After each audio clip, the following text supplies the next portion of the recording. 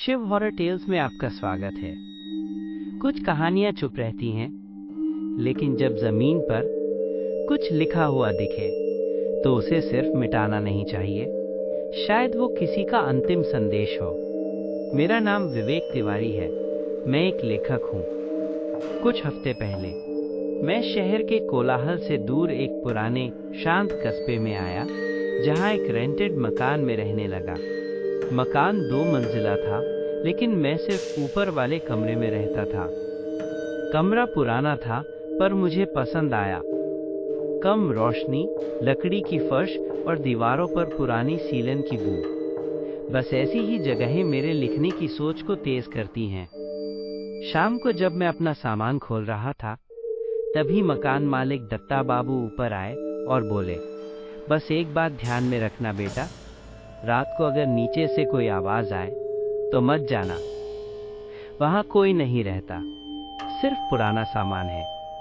मैंने हल्के से मुस्कुराकर सिर हिला दिया। शायद वो सिर्फ डराने के लिए बोल रहे थे। लेकिन जैसे ही रात आई, कमरे में कुछ भारी सा महसूस हुआ। मैंने अपनी डायरी निकाली और पहला पन्ना खोला, लेकिन जैसे ही कलम से पहला शब्द लिखा, नीचे से कोई खड़खड़ाने की आवाज आई। लकड़ी की जमीन जैसे कोई उंगलियों से खुरच रहा हो। धीरे धीरे, लगातार मैंने कदमों की आहट सुनने की कोशिश की, लेकिन सन्नाटा इतना गहरा था कि मेरी अपनी सांसें भी डरावनी लग रही थीं। मैंने झांक कर नीचे की सीढ़ियां देखी, कुछ नहीं था। पर वापस मुड़ा तो देखा, फर्श पर कुछ लिखा था, पुराने चौक जैसे सफेद अक्षरों में, तू यहाँ नहीं रह सकता। मैं सन्न रह गया। फर्श पर लिखा वो वाक्य, तू यहाँ नहीं रह सकता, कहाँ से आया? मैंने साफ देखा था। जब कमरे में आया था, तब वहां कुछ नहीं लिखा था। मैंने घुटनों के बल झुककर वो लाइन छूने की कोशिश की। उंगलियां सफेद चूर्ण से भर गईं। चौक था, लेकिन वो गीला था, जैसे किसी ने अभी अभी लिखा हो। मैंने दरवाजा खोला और नीचे झांका। कोई नहीं था, सिर्फ सीढ़ियों की पुरानी लकड़ी जो हर सांस के साथ चरमराती थी। वापस आकर मैंने फर्श पर से वो शब्द मिटा दिए और बुदबुदाया, शायद मकान मालिक ने मजाक किया हो। मैंने फिर से लिखना शुरू किया, पर हर शब्द भारी लगने लगा। लगभग आधे घंटे बाद नींद आने लगी। मैंने लैंप ऑफ किया, चादर ओढ़ी और आंखें बंद की ही थीं कि फिर से वही आवाज, खड़ खड़ खड़।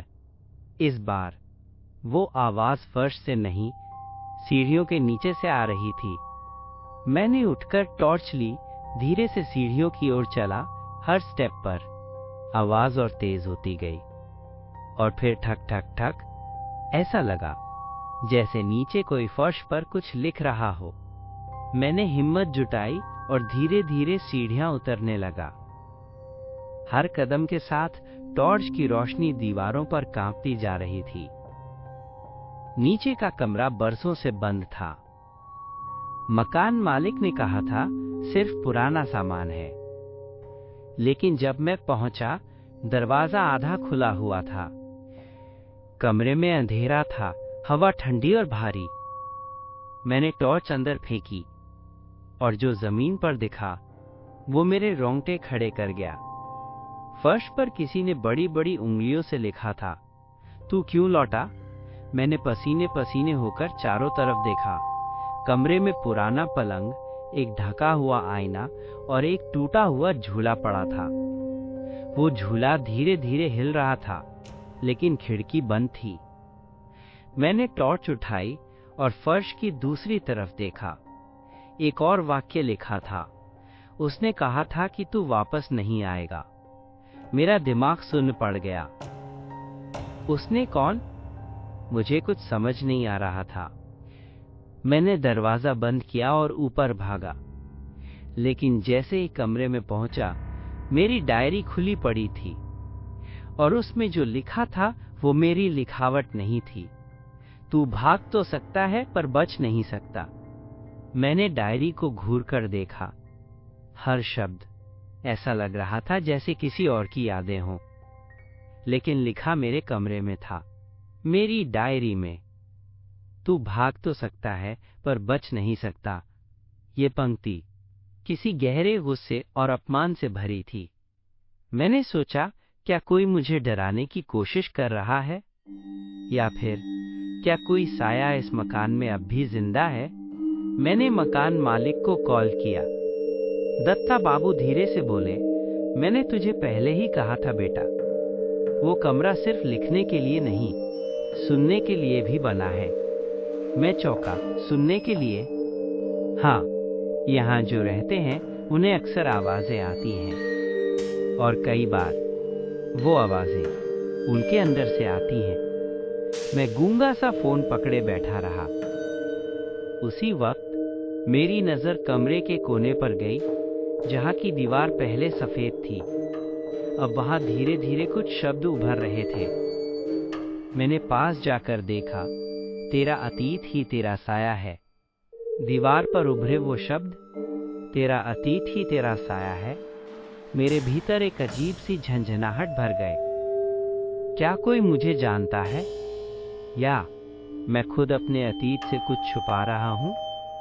मैंने कमरे में इधर उधर देखा, हर कोना, हर दीवार, जैसे वो मुझसे कुछ कहना चाहते थे पर मैं सुन नहीं पा रहा था।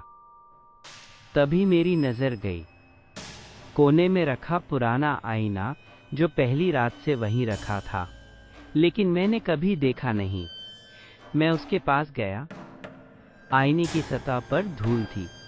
मैंने आस्तीन से साफ किया, पर उसमें मैं नहीं था। आईने में मेरा प्रतिबिंब नहीं दिखा, बल्कि कोई और, एक छोटा बच्चा जिसकी आंखों में सिर्फ डर था और होठों से निकले शब्द। मैंने कुछ नहीं किया था, मैंने बस देखा था।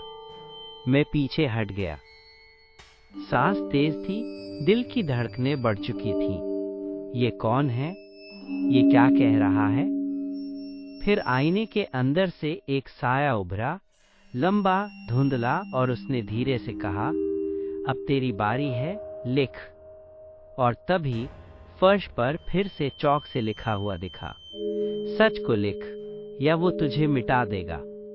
मैंने कांपते हुए पीछे हटना चाहा, लेकिन पांव जैसे जमीन से चिपक गए थे। फर्श पर जो नई लाइन उभरी थी, सच को लिख या वो तुझे मिटा देगा, उसने कमरे को और भी भारी बना दिया था। मैंने टॉर्च उठाई और फर्श को ध्यान से देखा। जहां वो लाइन लिखी थी, वहां लकड़ी की पट्टियां थोड़ी उभरी हुई थी, मानो कोई उन्हें अंदर से धकेल रहा हो। मैंने धीरे से एक स्क्रूड्राइवर निकाला और पट्टियां उखाड़ने लगा। धीरे धीरे जब 4 पट्टियां निकली, नीचे एक पुराना लोहे का संदूक दिखा। जंग लगा, बंद, लेकिन उसके ऊपर सफेद चौक से लिखा था, reopen only if you are ready to remember. मैंने कांपते हाथों से संदूक खोला। अंदर सिर्फ एक चीज थी, एक पुरानी ब्लैक एंड व्हाइट फोटो। उसमें एक छोटा बच्चा था जो मेरे जैसा दिखता था, और उसके बगल में एक आदमी जिसका चेहरा धुंधला था। पीछे लिखा था, 29 जुलाई 1999, अंतिम दिन। मेरे हाथ कांपने लगे। मुझे अचानक सिर दर्द हुआ, जैसे कोई पुरानी याद जोर से लौटने लगी हो। ये मैं हूं, पर ये तारीख तो वही है जब मैंने कहा था कि मुझे कुछ याद नहीं। फोटो मेरे हाथों से फिसलकर जमीन पर गिर गई। मैं वहीं जमीन पर बैठ गया, सांसें तेज, सिर में धमकते दर्द, और आंखों में एक के बाद एक टूटती हुई तस्वीरें। एक कमरे का दरवाजा, एक आदमी चिल्ला रहा है, और एक बच्चा जो कोने में डरा सहमा खड़ा है। फिर वही बच्चा लकड़ी का डंडा उठाकर उस आदमी पर वार करता है। खून, चीखें और सन्नाटा। मेरी आंखों से आंसू बहने लगे। मैंने किसी को मारा था। आईने की नजर नजर गई। वो बच्चा अब मुस्कुरा रहा था, ठीक मेरी तरफ देखकर। उसने फिर से कहा, अब लिख सब कुछ, जो तूने दबा रखा है। डायरी अपने आप खुल गई। पेन अपने आप मेरे हाथ में आ गया और मेरे हाथ कांपते हुए शब्दों को कागज पर उतारने लगे। मैं नहीं लिख रहा था, मुझसे लिखवाया जा रहा था। हर लाइन मेरे अंदर से एक भूल चुकी सच्चाई को बाहर ला रही थी। मैंने उसे मारा क्योंकि मुझे डर था। मैं भागा और किसी ने नहीं रोका। अब मैं वापस आया हूं ताकि सच को खुद पढ़ सकूं।